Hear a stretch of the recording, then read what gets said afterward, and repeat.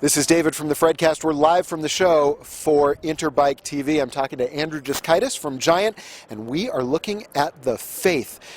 Gravity-oriented bike? Yeah, absolutely. Free ride-oriented bike.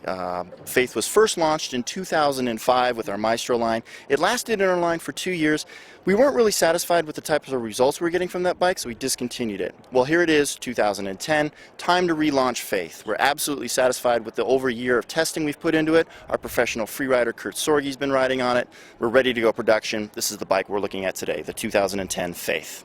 So you bring the bike back, you've probably made a number of changes. Take me through those. Massive changes. The only thing that stays the same from that original bike is the strategy of our Maestro suspension system. That the linkages and all of that haven't changed at all. Everything else around the Maestro suspension has changed, and that being, of course, the frame. Okay. So first, take me through the Maestro suspension and explain to everybody how it works.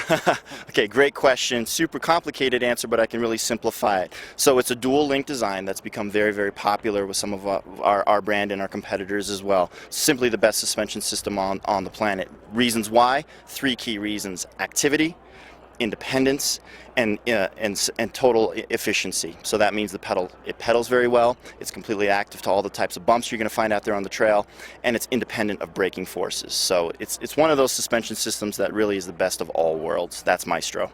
Nice. And on this bike, how much travel are we talking about? It's a free ride bike, so it's got 7 inches of rear wheel travel and made it do about 7 inches of front wheel travel, so it's a very well balanced bike.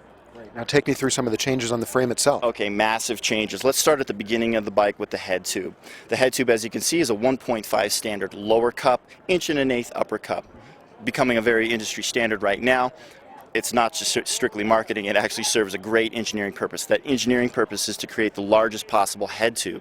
Larger head tube equals larger weld area for the down tube here. The whole idea is to make sure that the bike doesn't flex from side to side. You don't want side to side flex, especially when you're railing through a rock section or something like that.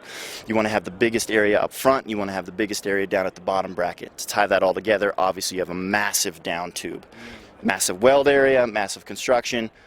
Keeping in mind this is an extremely lightweight free ride bike as well. We weren't willing to get this over the 40-pound weight limit. We wanted it right under the 40-pound weight limit. So this bike is very, very light as well. Mm-hmm.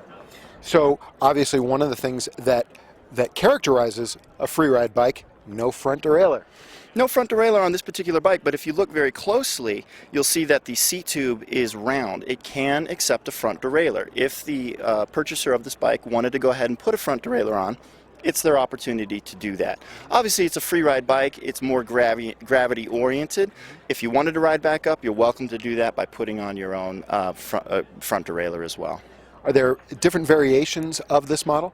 So there are 2 versions. We're looking at the Faith Zero, which is our flagship model. There's also the Faith One. Between those 2 bikes, the only difference are the components to make it a little bit more affordable on the Faith One. Yeah. So take me through some of the component differences. Okay, so some of the key component differences, both of the bikes will use a coil-sprung rear shock. With a bike with this much travel and for free riding oriented type of riding, you want to have a very, very active shock. It's going to be a coil-sprung shock. Air shocks haven't quite reached the activity level of a coil-sprung shock. So both the bikes share a coil-sprung fork or shock. When it comes to all the rest of the bits and bots, the brakes, the crankset, and all of that, you're going to find a lot of the similar brands, just with one step below what you're seeing here on the Faith Zero. Sure, makes sense. And where can people get more information about this bike? Great source of information, of course, is our website, www.giantbicycle.com. That's a great source. Also, your local dealer may have this bike already in stock. They'll certainly have our catalog as well. All your questions can be answered through your local dealer. Excellent. Sounds great. Andrew, thank you so much. Have a great show. Thank you very much. Thanks. And this is David from the Fredcast. We're live from the show for INTERBIKE TV.